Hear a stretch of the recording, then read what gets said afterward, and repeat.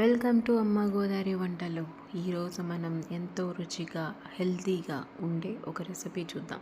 దాని పేరే పాలకూర చికెన్ బిర్యానీ. ఈ పాలకూర చికెన్ బిర్యానీ చేసేటప్పుడు పాలకూరని శుభ్రంగా వాష్ చేసుకుని ఒక 5 మినిట్స్ పాలకూరని కుక్ చేసుకోండి.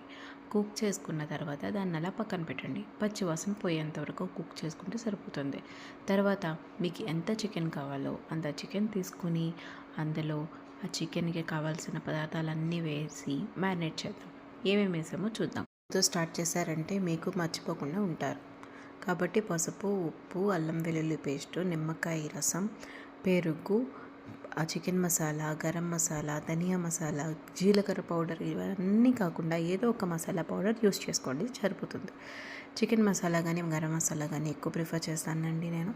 సో అది వేసుకున్న తర్వాత ఒక బాండీ పెట్టుకొని ఇలా చికెన్ మసాలా అంతా మ్యారినేట్ చేసుకొని పక్కన పెట్టుకున్నాం ఒక 1/2 అవర్. తర్వాత మనం మళ్ళీ ఒక పెద్ద బిర్యానీ ప్యాన్ తీసుకొని అందులో ఒక 2-3 స్పూన్స్ ఆయిల్ వేసుకొని అందులో 2 కానీ 3 కానీ పిల్లలు కూడా తింటే కనుక 2 వేసుకోండి. పచ్చిమిరపకాయలు ఘాటు ఎక్కువ ఉంటుంది కాబట్టి 2 పచ్చిమిరపకాయలు వేసుకొని అందులో మసాలా సరుకులన్నీ వేసుకోండి. పలావ్ మసాలా సరుకులు, తర్వాత ఉల్లిపాయలు వేసుకోండి. తర్వాత కొంచెం సాల్ట్ వేసుకుంటే కొంచెం ఉల్లిపాయలకి తొందరగా సాఫ్ట్ అయ్యి ఎక్కువసేపు మగ్గకుండా తొందరగా మగ్గిపోయే ఛాన్సెస్ ఎక్కువ ఉంటాయి. కాబట్టి ఈ ట్రిక్ని ఫాలో అవ్వండి. ఎప్పుడు ఉల్లిపాయలు వేసినా చిటికెడు సాల్ట్ వేయండి, అది త్వరగా సాఫ్ట్ అయిపోతుంది. తర్వాత అల్లం వెల్లుల్లి పేస్ట్ చూసుకొని వేసుకోండి. ఎందుకంటే మనం ఆల్రెడీ మ్యారినేట్ చేసిన దాంట్లో అల్లం వెల్లుల్లి పేస్ట్ వాడాం కాబట్టి ఇక్కడ వేసే మీరు పలావ్లో కాస్త అల్లం వెల్లుల్లి పేస్ట్ చూసుకొని వేసుకోండి. అలాగే పుదీనా రేకులు ఒక 15 వరకు వేసుకుంటే మంచి ఫ్లేవర్ వస్తుంది. అలాగే ఘాటు కూడా మీకు బాగా తెలుస్తుంది. ఇది కూడా బాగా మగ్గిపోయిన తర్వాత టమాటోస్ వేసుకోండి. 2 or 3 స్లైసెస్ చేసుకొని వేసుకోండి. అది బాగా మగ్గిపోయిన తర్వాత మనం ముందుగా పెట్టుకున్న బాగా వేయించుకున్న పాలకూర మిశ్రమాన్ని మిక్సీ పట్టుకొని అది కూడా ఆ పేస్ట్ని ఇలా మనం తాలింపు వేసుకున్న దాంట్లో మిక్స్ చేసుకోవాలండి. అలా మిక్స్ చేసుకుని బాగా పచ్చివాసన కూడా ఇంకేమీ లేకుండా పోయే వరకు బాగా ఉడకబెట్టుకోవాలి. ఈ కూరగాయలు మనం వేసిన ఆనియన్, టమాటో ఈ మిశ్రమంలో బాగా కలుపుకొని ఆ వేడిలో కొంచెం బాగా మగ్గే వరకు పెట్టుకుంటే సరిపోతుంది.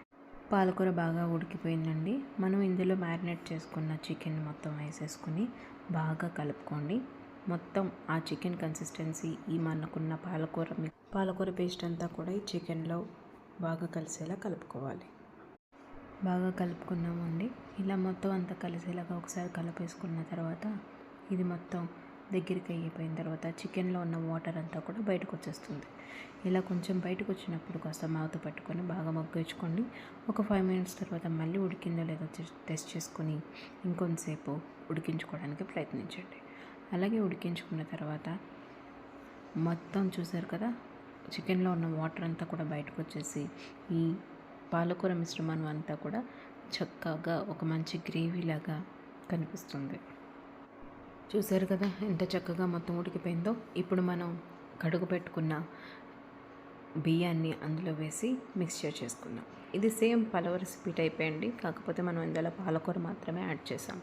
ఇలా ట్రై చేసి చూడండి, ఖచ్చితంగా మీ ఇంట్లో అందరికీ కూడా చక్కగా నచ్చుతుంది. అలాగే పిల్లలు కూడా ఎంతో ఇష్టంగా తింటారు.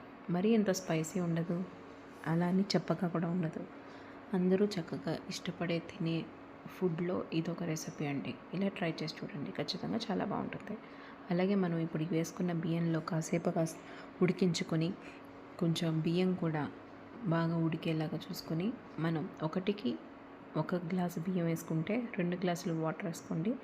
అలాగే మనం ఇది విడిగా ఉడికించుకుంటున్నాం కాబట్టి కొంచెం ఎక్స్ట్రా వేసుకున్నా ప్రాబ్లం లేదు. కాబట్టి నేను ఎక్స్ట్రానే వేసానండి. 1కి 2.5 వాటర్ వేసాను. 2.5 వాటర్ వేసాను కాబట్టి ఇది కాసేపు మూత పెట్టకుండా ఒక 5 నిమిషాలు ఉడకపెట్టుకొని మళ్ళీ కాసేపు తర్వాత మూత పెట్టేసుకోండి. ఇప్పుడే ఉప్పు సరిపోయిందా లేదో చూసుకొని వాటర్లో ఖచ్చితంగా మనం ఉప్పు మళ్ళీ వేయాల్సి వస్తుంది. ఎందుకంటే వాటర్ వేసాం కాబట్టి ఉప్పు చూసుకోవాల్సిందండి కంపల్సరీ. ఉప్పు చూసుకొని మూత పెట్టేసుకోండి.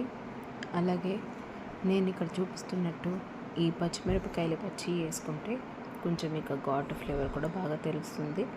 అలాగే మళ్ళీ మూత పెట్టేసుకొని చక్కగా ఉడకపెట్టుకోండి. చూసారు కదా, ఎంతో రుచిగా మారిన ఈ పాలకూర చికెన్ బిర్యానీ అయితే రెడీ అయిపోయింది. నేను చెప్పిన కొలతలతోటి మీరు కూడా మీ ఇంట్లో ఒకసారి ట్రై చేయండి. చేసిన తర్వాత ఎలా వచ్చిందో కమెంట్ బాక్స్లో మెన్షన్ చేయండి. అన్నం అయితే చాలా పలుగ్గా వచ్చిందండి, ఎక్కడ ముద్ద అవ్వలేదు, అంటుకోలేదు. నేను చెప్పిన విధానంగా మీరు ప్రాసెస్ అయితే చక్కగా వస్తుంది. కాబట్టి ఈ వీడియో నచ్చినట్లయితే లైక్ చేయండి, షేర్ చేయండి, అలాగే మా ఛానల్ని సబ్స్క్రైబ్ చేయండి. Thank you for watching.